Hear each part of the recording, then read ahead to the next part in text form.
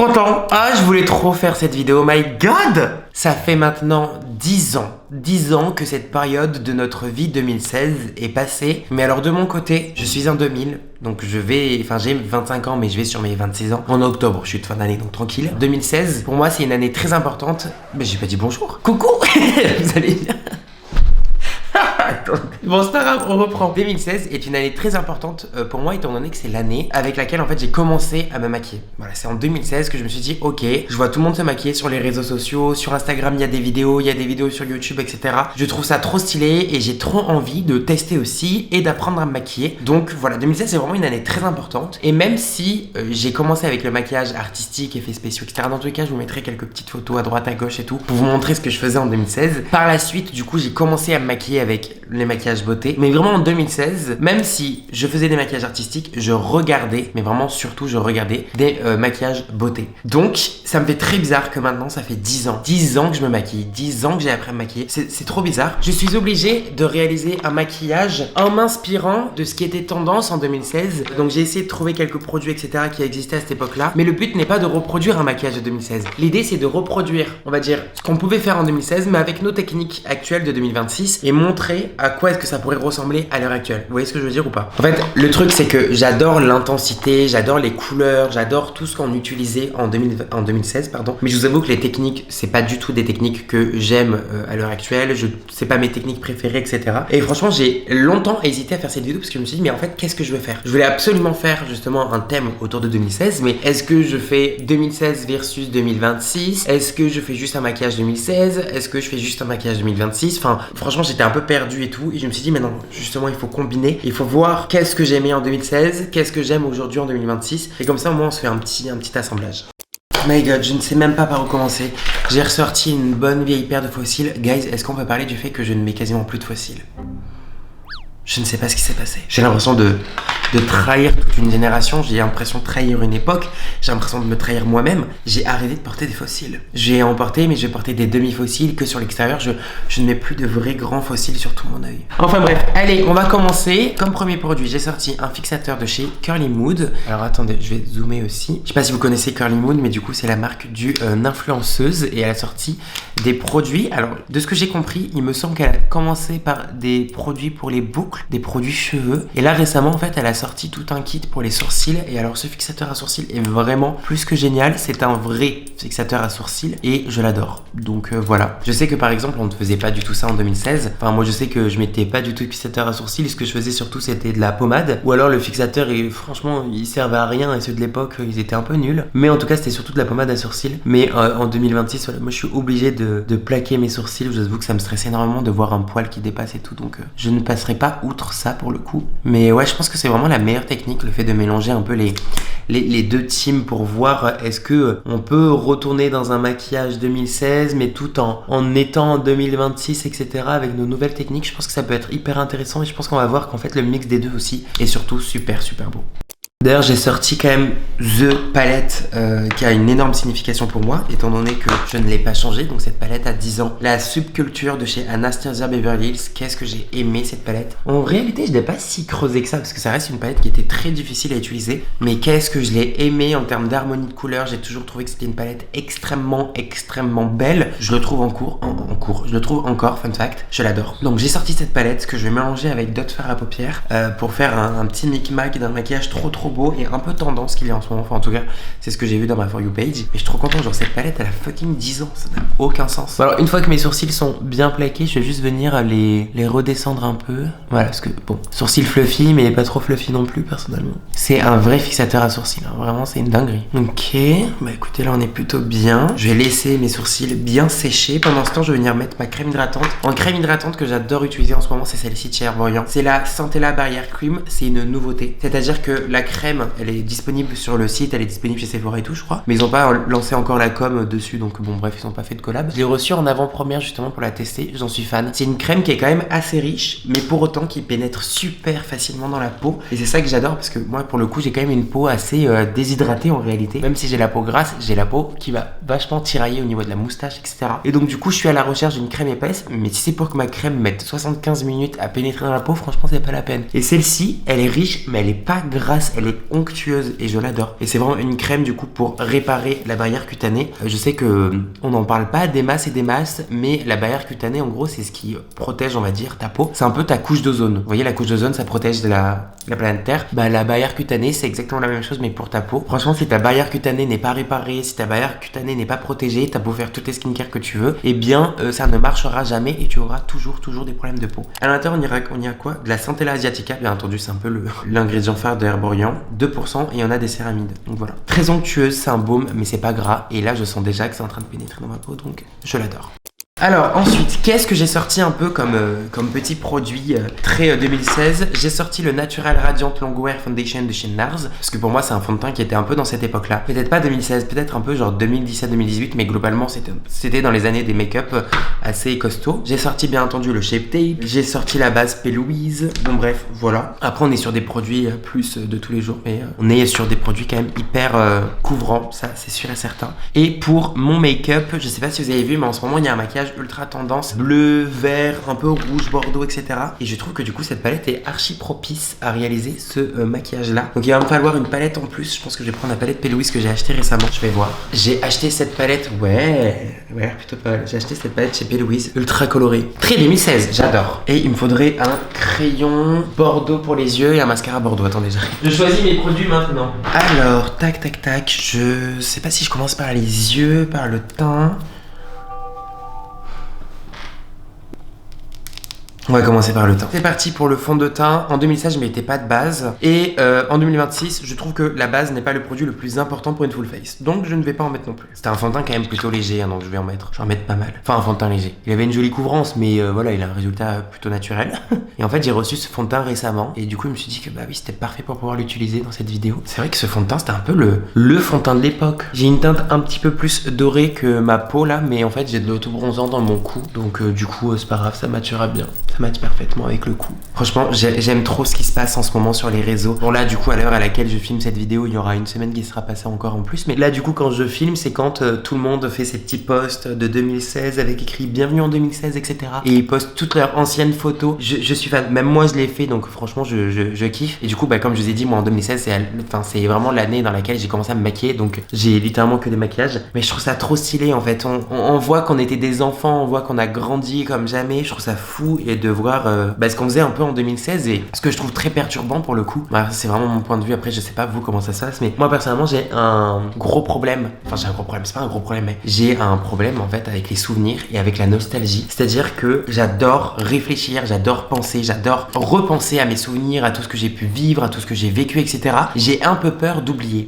J'aime pas en fait le fait que voilà, il y a des maladies littéralement qui existent, qui te font oublier des souvenirs. Et en fait, j'ai par exemple mon entourage qui a pas énormément de souvenirs et je trouve ça fou. Je sais que par exemple mon frère a beaucoup moins de souvenirs que moi. Léonard, donc mon compagnon, n'a pas beaucoup de souvenirs. Esra n'a pas beaucoup de souvenirs non plus. Et en fait, je trouve ça fou. Et moi, ça me fait peur. Je suis en mode, mais wesh, comment ça vous avez pas de souvenirs? Comment ça vous avez pas envie de vous souvenir aussi? Moi, je trouve ça trop important d'avoir des souvenirs, de se dire, ah oui, bah oui, à ce moment-là, je faisais ci, je faisais ça. Et en fait, du coup, c'est très perturbant parce qu'il y a plein de moments où je me dis, putain, ça date d'il y a 10 ans, alors que j'ai l'impression que c'était hier. Vraiment, il y a plein de choses. Pour moi, c'était hier, alors que ça date d'il y a 10 ans. Littéralement, je suis parti au Maroc en voyage avec ma famille et je suis parti juste après en Turquie avec Esra. C'était il y a 2 ans.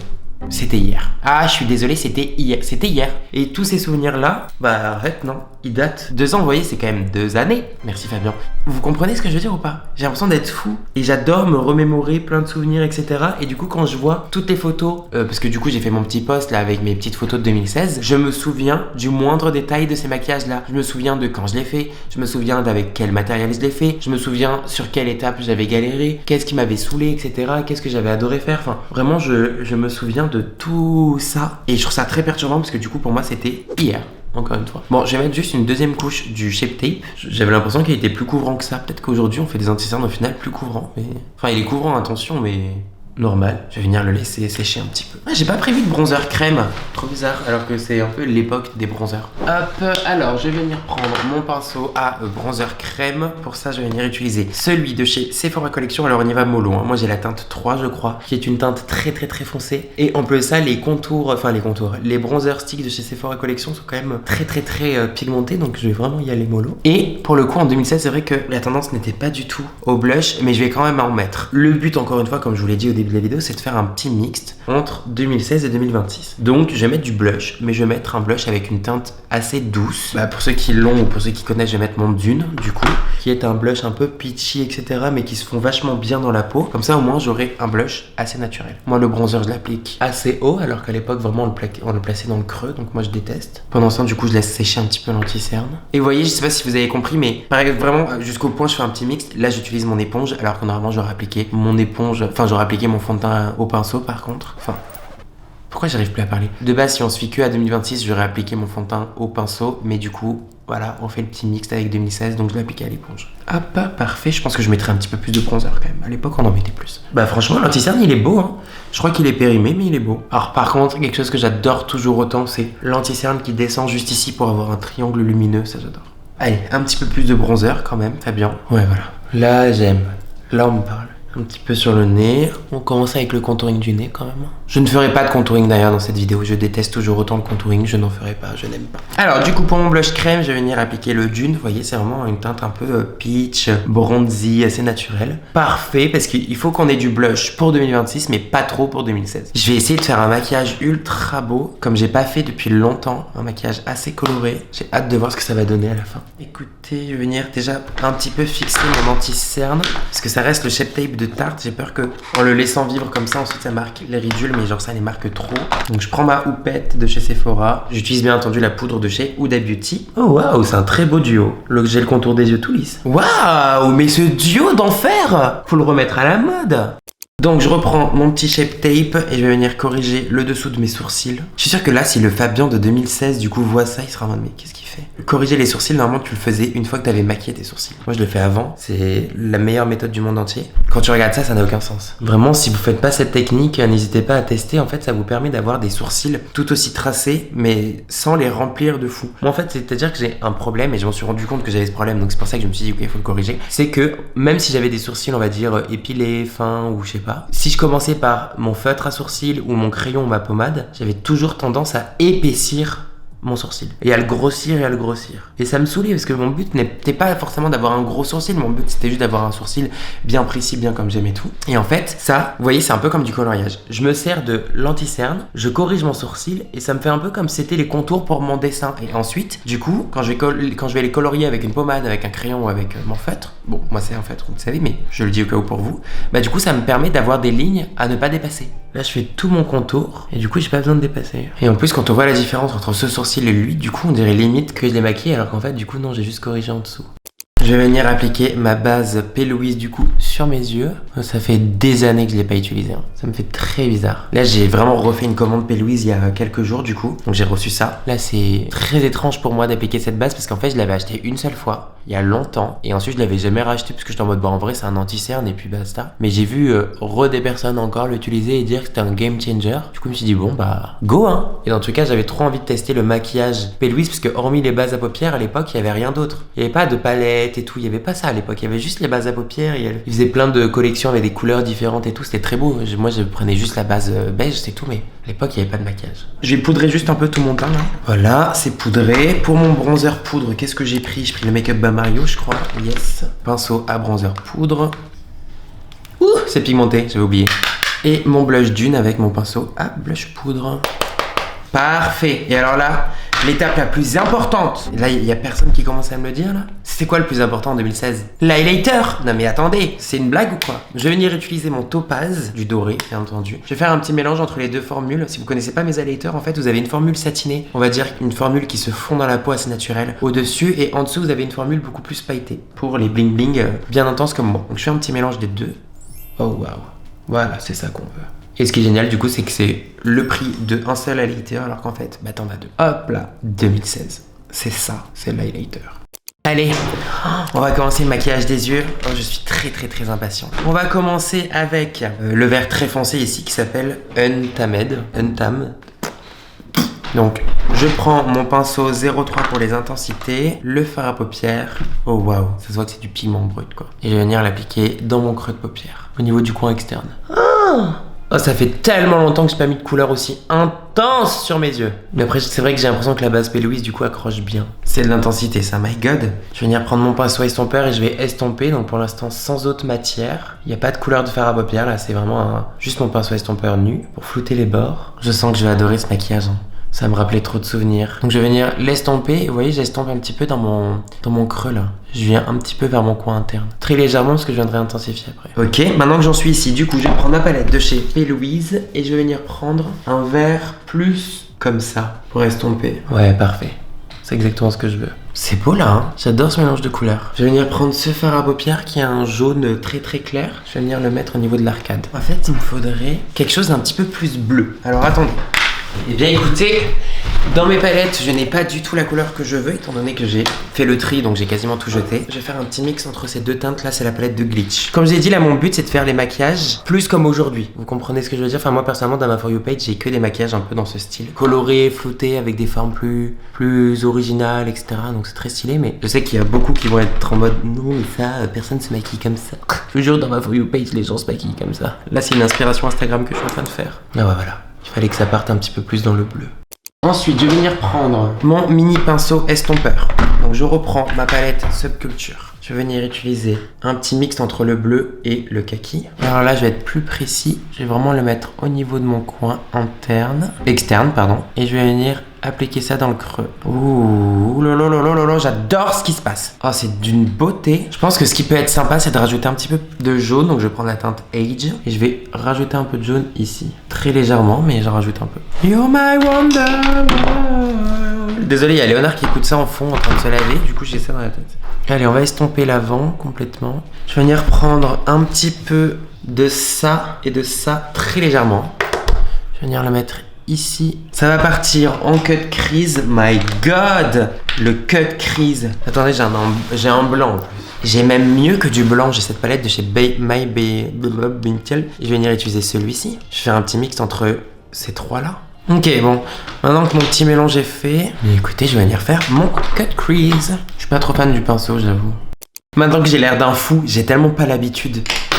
Waouh, c'est trop bizarre d'être maquillée comme ça là, à l'heure actuelle, je sais pas, ça me fait bizarre. Bref, maintenant je vais reprendre le banane là un peu que j'avais utilisé au début et je vais venir le mettre par-dessus ce que j'ai fait. Donc hop, voilà, j'ai l'impression de retourner en arrière là. Et je vais reprendre mes petites couleurs vertes etc pour fondre du coup pour pas avoir une barre entre le cut crease et là où il y avait du fard à paupières. Et alors là, que vous le croyez ou non, sur mon maquillage d'inspiration, vraiment c'est aujourd'hui, hein, 2026 du coup. Je vais me faire un crayon, un liner en fait, donc supérieur et inférieur, rouge. Un rouge un peu bordeaux framboise. C'est pas une blague. Donc j'ai pas de crayon rouge framboise, j'ai un crayon de chez Makeup Forever qui est un marron assez clair. Donc je vais faire la base avec celui-ci et par-dessus en fait je viendrai mettre le rouge tout simplement. Bah écoutez, ça ressort rouge donc c'est plutôt pas mal. Je vais légèrement dégrader le crayon si j'y arrive.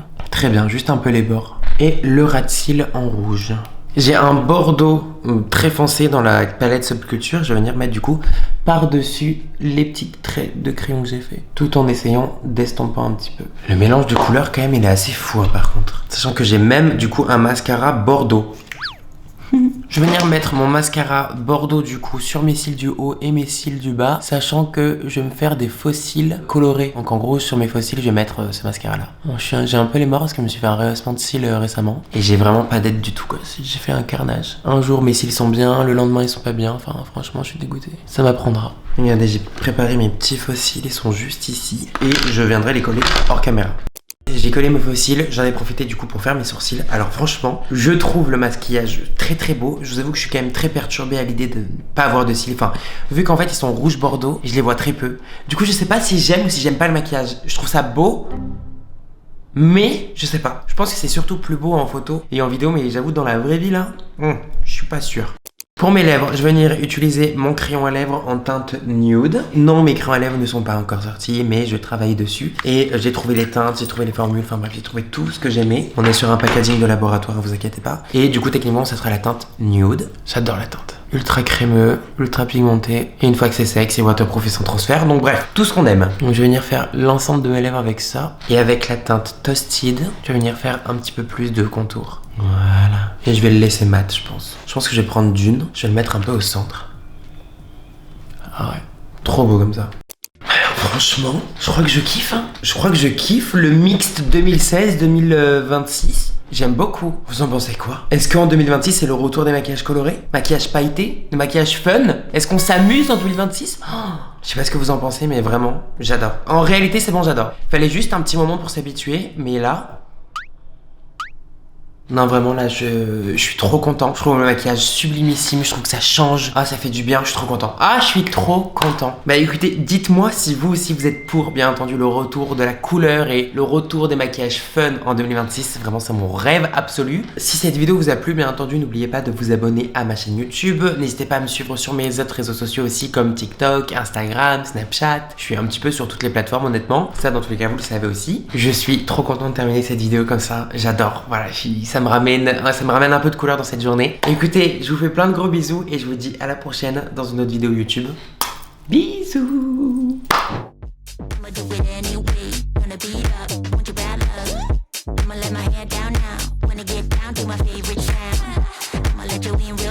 I know I shouldn't do this right. I'ma do it.